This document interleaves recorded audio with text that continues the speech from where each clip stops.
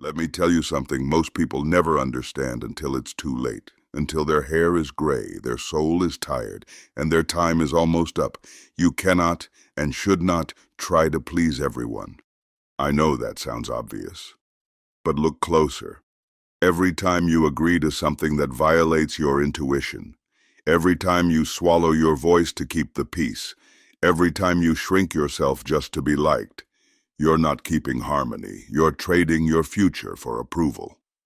When I was younger, before the billions, before the global interviews, before the awards, I was a people pleaser in a nice suit. I said yes when I should have walked away. I laughed at jokes that insulted my values. I stayed in rooms that made me smaller, just to feel included. And you know what it got me? Burnout, confusion, self-betrayal. You see, some people will dislike you simply because your presence reminds them of everything they never had the courage to become. You'll walk in with confidence and they'll call it arrogance. You'll say no, and they'll say you're difficult. But that's not a reflection of who you are. That's a mirror of their own insecurities. If you build your life on the shifting sands of other people's approval, don't be surprised when everything collapses. You'll become so agreeable, so adaptable, that even your own dreams won't recognize you. You'll forget what you wanted. You'll silence your own potential to keep the noise around you quiet. But everything changed the day I made one decision: to stop apologizing for being myself. Not because the world suddenly approved, but because I did. That was the real turning point. When you walk your path with unwavering clarity, with values anchored like steel, something strange happens. The right people begin to notice, the right doors open, the right mentors, allies, investors. They show up, not because you begged them to, but because you became magnetic, not by pleasing the world, but by finally aligning with your true self. Now here's another truth, one that stings a little. Not everyone who starts with you is meant to finish the journey. I used to think loyalty meant holding on to every friend from every season, the ones who knew me when I was broke, the ones who partied with me on weekends, the ones who laughed at my jokes when I was still figuring out who I was. But as I started building something real, something that required early mornings, late nights, and ruthless focus, I noticed the silence. The texts slowed. The invitations stopped. Some friends faded. Others quietly resented my growth, not because I changed, but because I changed the rules of engagement. I was no longer available for mediocrity.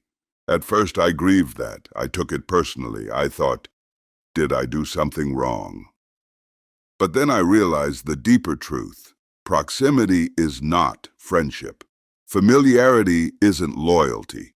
And shared history doesn't mean shared destiny. You will outgrow people. That's not arrogance. It's evolution. And here's what they won't tell you. You can't build a legacy if you're dragging dead weight. You can't create generational wealth while constantly explaining yourself to people who don't even understand ambition. Let them go. If they're threatened by your discipline, your structure, your hunger, they were never aligned with your mission to begin with. Some people are tourists in your life, not tenants. They're there for the good times, not the foundation laying. And when it's time to build something real, when you start setting boundaries, budgets, and priorities, they'll call you cold. Let them. Because if you've got even one person in your life who truly sees you, someone who calls you higher, who doesn't flinch when things get messy, who reminds you of your standard when you're tempted to lower it, keep them close. That person is rarer than gold. That person is your mirror and your compass. And if you don't have that person yet, become that person, for yourself first, then for the ones who are watching you build. Let's talk about the most dangerous thief you've ever let into your home, and worse, your mind. Your phone, not because it's evil, but because you've given it unrestricted access to your attention, your time, and your potential. You don't even realize it anymore. You reach for it when you're bored. You reach for it when you're anxious. You scroll while you eat, while you walk, even while you're supposed to be building your future. Let me ask you something. How much of your potential has already been buried under someone else's content? I've sat in boardrooms with men negotiating multi-million-dollar deals, and still, someone's eyes are on the glowing screen, thumbing through distraction. I've seen young entrepreneurs with real vision lose entire afternoons watching people who already did the work they should be doing. You think your dreams are dying from lack of support, from lack of money, from lack of connections, but most of the time, they're not dying at all. They're being quietly starved by distraction. Here's the truth. Attention is the most valuable currency of the 21st century. Whoever controls your attention controls your destiny. And right now, too many of us have outsourced that control to algorithms designed to keep us numbing instead of building. Every scroll, every swipe, every just 5 more minutes is a small tax on your future, paid in compound opportunity cost. That's the real danger. It's not just the lost time, it's the momentum that never starts, the ideas that never get developed, the clarity that never gets born. I've coached people with six-figure talent and five-figure bank accounts, not because they didn't have potential, but because their daily focus was scattered across 100 meaningless inputs. You need to silence the noise. Start treating your attention like your most sacred asset, because it is. Guard it like capital. Schedule it like investment time. Reclaim it like stolen property. Because if you don't, your future will quietly slip through your fingers, one notification at a time. Let me give you one of the most counterintuitive truths I've ever learned. One that cost me years of wasted effort. Trying to do everything is the fastest way to accomplish nothing. In the beginning, I thought ambition meant casting a wide net. I chased real estate while researching crypto. I launched startups while sketching franchise plans. I thought if I spread wide enough, something will hit. But all it did was stretch me thin, emotionally, mentally, financially. Here's what I learned the hard way. Being versatile is not the same as being effective. You think you're playing the game smart by keeping your options open. But what you're really doing is avoiding the discipline of deep commitment. You're dipping your toe in 10 different rivers and calling it progress, when in reality you're standing still. It wasn't until I picked one lane, studied it relentlessly, worked it obsessively, and refined it ruthlessly that my net worth started compounding. Focus didn't shrink my potential, it unleashed it. Let me be clear. Choosing one path doesn't mean you're stuck. It means you're smart. When you go deep instead of wide, you develop leverage. You become irreplaceable. You earn compound results because energy that is concentrated becomes explosive. It's the same with money. You don't need 5 income streams when you can't even manage one. Master the foundation. Learn how to track your money. Learn how to grow it slowly and steadily. Wealth isn't built by dabbling. It's built by dominating one space until it funds your next move.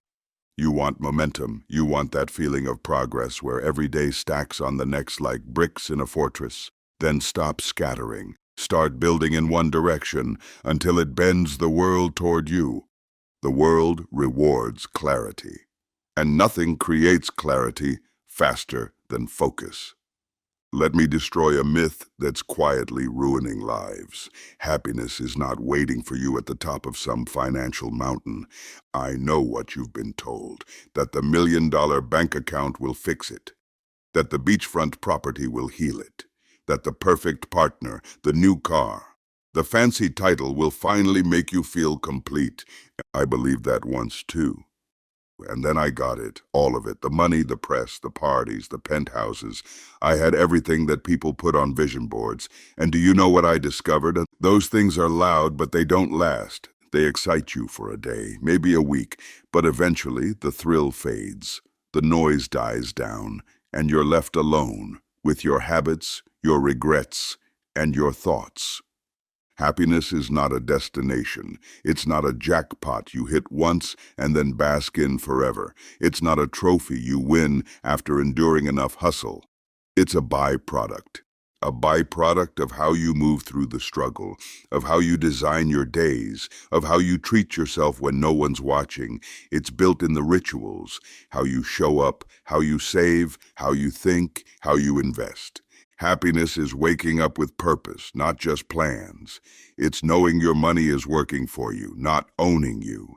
It's living with systems that reduce stress, with discipline that feels like freedom, and with direction that makes even ordinary days feel sacred. And here's the twist nobody tells you. Real growth hurts.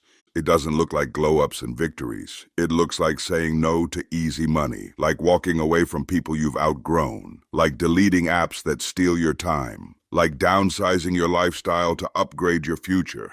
Growth feels like failure because you're shedding everything that no longer fits. And that's supposed to hurt. You're not breaking down, you're breaking through. Every time you decline a quick win for a long-term goal, you're voting for your future.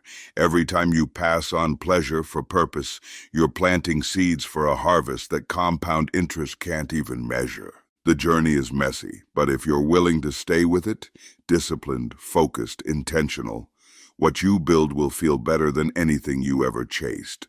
Let me warn you about a trap that's silently destroying dreams. A trap that turns ambition into anxiety. It's called comparison, especially financial comparison. You scroll through social media, and there it is, someone younger than you with a luxury car. Someone who made it overnight with some new venture. Someone on vacation every other week while you're still budgeting groceries. And without realizing it, your gratitude evaporates. Your strategy feels slow. Your life feels small. But here's what you don't see behind their highlight reel. The debt, the emotional toll, the desperate need to impress. You don't see the shortcuts they took, or the price they'll eventually pay. Let me tell you what I've learned after decades in this game. Fast doesn't mean real, and flashy doesn't mean sustainable. Wealth that's built too quickly is often rented, not owned.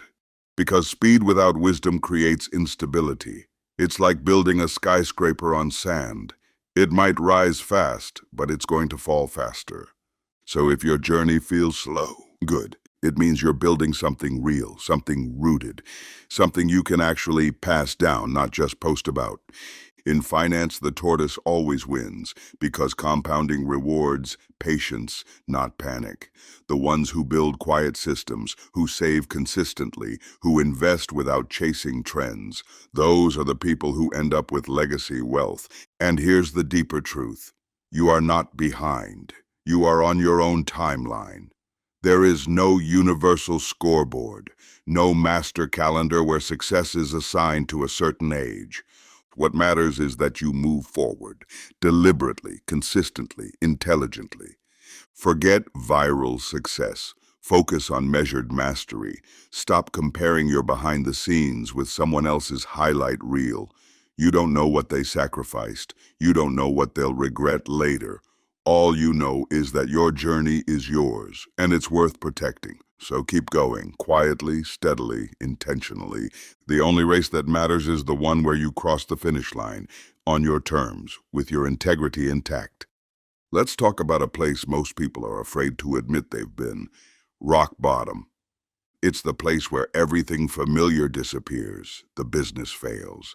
The account hits zero. The people you thought would show up don't.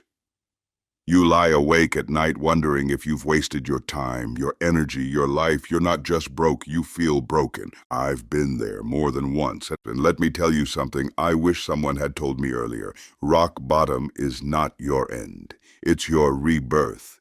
Because when you've lost the job, the money, the relationships, the validation, what's left is the real you. And that version of you, that's the one who's finally free to build something real. See, when you hit the bottom, illusions die, the masks fall off, the distractions lose their grip. What remains is clarity, and clarity is priceless. You start seeing what matters, who matters, what's worth rebuilding, and what's better left behind. From that stripped-down place, you learn the difference between income and identity, between followers and real friends, between lifestyle and life. You realize that the expensive car didn't matter, but discipline does. That the big house didn't bring peace, but self-respect does. That clout can vanish overnight, but values endure. And if you're there right now, broke, overwhelmed, tired of pretending, good, because now you're on bedrock. And that's the strongest place to build from. I've rebuilt from scratch with nothing but my name, my principles, and my belief that I could rise again. Not because someone bailed me out, but because I stopped outsourcing my self-worth to my bank balance. Rock bottom reveals your roots, and if they're deep enough, the storms don't scare you anymore. So breathe, regroup, then build something that failure can't destroy. Because what rises from rock bottom, that's the most unshakable wealth you'll ever own. If you're still watching, that means something inside you is waking up. You're not just dreaming anymore. You're ready to build. And here's the truth. The line between an average life and a wealthy one isn't luck. It's choice. Stop waiting for the right time. It's not next year. It's not when you feel more confident. It's now. You don't need a perfect plan. You need consistent action. Track your spending. Automate your savings. Learn. Focus. Grow. Wealth isn't built in leaps. It's built in layers. This isn't just about money. It's about becoming the kind of person your future self respects. The kind who trades distraction for discipline, who stops waiting to be rescued and starts building. So if this hit home, don't scroll away. Hit that like button, subscribe. This channel is for people like you, the ones who are done surviving and ready to rise. And drop a comment. I choose discipline. Make it real. Make it yours.